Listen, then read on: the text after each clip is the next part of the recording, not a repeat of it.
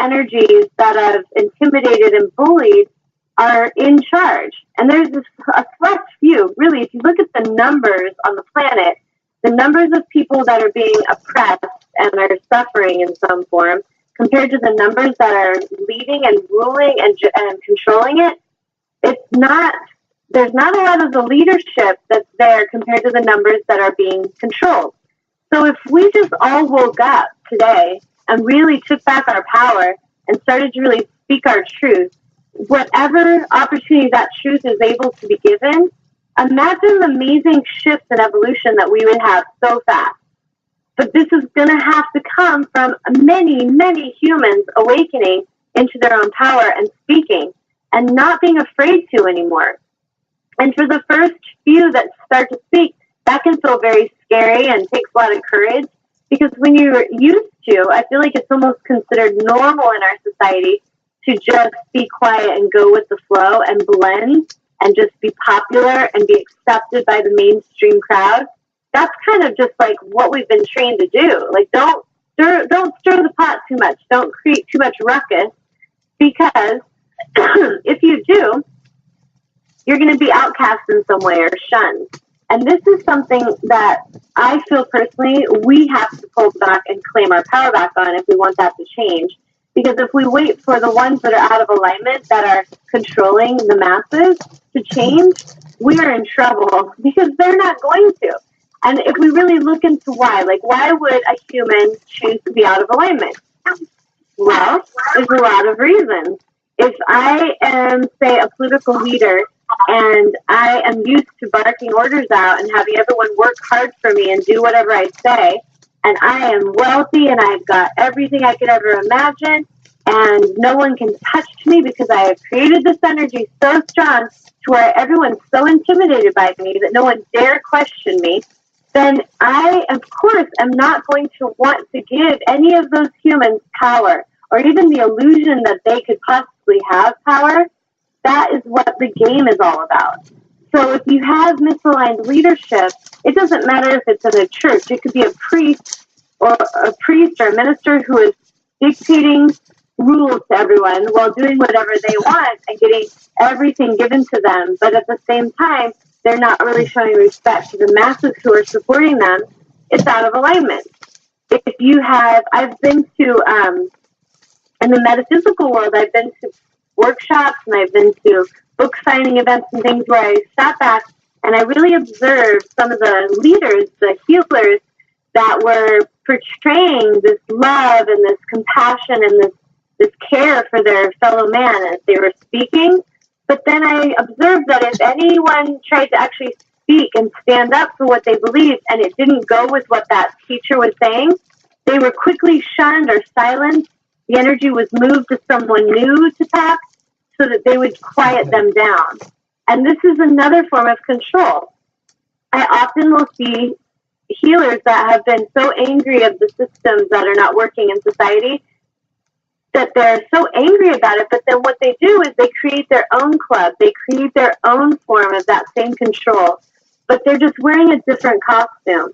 So I could be dressed like a hippie, a peace, free spirit, free peace, love, and hippie, at the same time be a very controlling being who is preaching to everyone how it's got to be only this way, and if you don't do it this way, then I'm going to shame you, I'm going to shun you and point you out in the crowd, and when you go to speak, I won't give you any respect.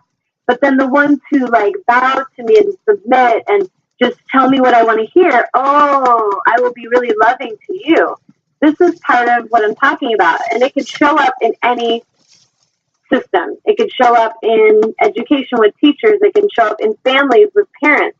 It's not about the costume. It's about the alignment. And aligned leadership is very, very important for the evolution of our species. If you want to really look at humanity evolving in a healthy, balanced, harmonious way, we need to really pay attention to where the issues are, and it's the misalignment. We cannot fix something and make it better if we don't address what's out of alignment. It's just like if you're looking at a machine, something's not working on that machine, it's not performing the way it should, and we have to look into why. Okay, this is slightly out of alignment. This piece needs to be shifted over here. we work on it, the machine starts working and it starts producing as it's meant to. This society there's opportunities for us to evolve and to expand our growth and our abundance and consciousness and to really thrive to where all living beings will thrive. Everyone could have abundance. Everyone could have opportunity and respect and love. There's plenty. But the way it's being presented right now is not showing us that. It's showing that there's not enough, and that if you don't get your share at all costs and you don't do whatever it takes to climb that ladder, then you may not get your piece and you might just get pushed to the side and starve to death. And I kind of look at what motivates humans every day to get up and make a difference in the world. Are they getting up because they have this deep burning desire to be in charge, or to be famous, or to just have tons of money and just bark orders at everyone?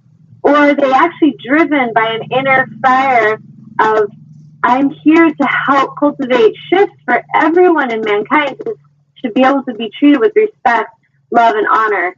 And that's what I feel like the ultimate goal is for each soul, as our soul mission, is to really help to co-create this new earth situation where we can all thrive. If you look at how animals are being treated, if you look at how children in some countries are being treated, women, men, it doesn't matter where, all different structures, there's misalignment. And depending on who's in charge, they will tell you this is something that is not allowed or not tolerated, and let's get rid of it.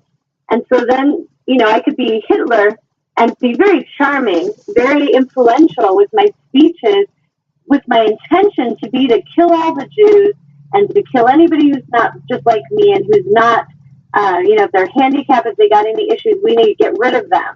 And we, as humans, if we look at history, we've been really insanely influenced many times. My hope is that at this point on the planet, at this time on planet Earth, there's enough consciousness here to wake up so that we don't keep believing this, so that we don't keep following the misaligned leaders, and that we actually become these leaders ourselves. We awaken to the fact that we have power and that we don't have to give our power away, and that we can cultivate a powerful change and shift on this planet, and we can do that with integrity, and we can live in alignment in a way that we thrive, and so does everyone around us. So I'll pause for a sec. Anything? Yeah. Okay, what you got? All right. Ron says, aligned leadership. Mm-hmm. As a leader, that person most likely believes that they are in alignment. There are good leaders and bad leaders in the public eye, but if we, as the people, choose or allow that leader to be in charge, then we seem to go with how they lead. Hitler believed his ideas were in alignment, so then it seemed like most of Germany believed the same, although it was totally off. And Eileen is saying, I would love to see everyone, including myself, continuing to improve, heal, and take responsibility for our own lives. What would the world look like if for one day everyone stopped participating in all control systems and created something else instead? I feel that is what is needed to heal ourselves, to take a whole direction on this earth. And Ron says he agrees, and he says, remember Uncle Buck? He totally questioned the principles on her way of doing things. You could sense that the rules she practiced did match up with her personality. Mm-hmm. Absolutely. And yes, all of that sharing is awesome. And for Ron's, examples, yes, we can have very influential leaders that we blindly follow. And I find it interesting that so many structures will refer to those people as the flock or as sheep, because that's exactly how they behave. Yet, what if we all woke up and realized we're not a sheep? We don't need to be herded around. What's going to happen is like what Eileen mentioned, we have to take ownership over our stuff. if we're not conscious enough and courageous enough to take full ownership and responsibility over our own stuff, then we fall victim to being the prey and to being a sheep. Because now we feel that we can't make it unless we follow this one or unless we go along with this structure. So then we, in a form, because we feel desperate, we feel urgent, we start to take from the misaligned ones. Kind of think of like a gangster. Like they'll give you something, but there's a cost. Like, I'll help you out with this. I'll give you this payment for your sister's wedding or something. But I pretty much own you after that. And we can all feel that feeling. Say you're going to go to college and, hey, you want to get an education? You want to make it? You want to be somebody? That's fine. We've got all these programs for you. And we're going to be signed on this line. And in a sense, we own you now. And if you don't pay and we don't get what we say, we're going to cause you a lot of suffering. And we say that you might make it, but we're never promising you will make it to be anything. And so we are feeling desperate. We're feeling afraid. So we go sign on the dotted line. Whatever that dotted line is, it could be marriage. It could be college. And I'm not saying college in essence is bad. I'm just saying there are structures that are out there, credit cards. Come, we can give you money now. We love you. We care about you. No, they don't. They are really making a shit ton of money off of you because you don't have the money now. So they're pretending to be your friend to give it to you, but there's a cost. There's a high cost for it. And I feel that all of these different systems are like that same energy of like a credit card. It appears to be helpful, but big picture, is it really helpful? And we need to start being more tuned into that. And I feel that the essence is, like Eileen mentioned, we have to heal ourselves. We have to remember how powerful we are. If I'm really awake and aware and realize my power, I won't submit. I won't tolerate less than I know I deserve. I won't put myself in situations that are terrible and out of alignment and feel like I have to because I got to make money. And there's so many systems that we can look into of how this happens. And so if we don't get too distracted by all the various ways this can happen, and we just focus on how can we wake up today? Like, what if that's just the question? How do I stay awake every day? How do I maintain awareness 24/7?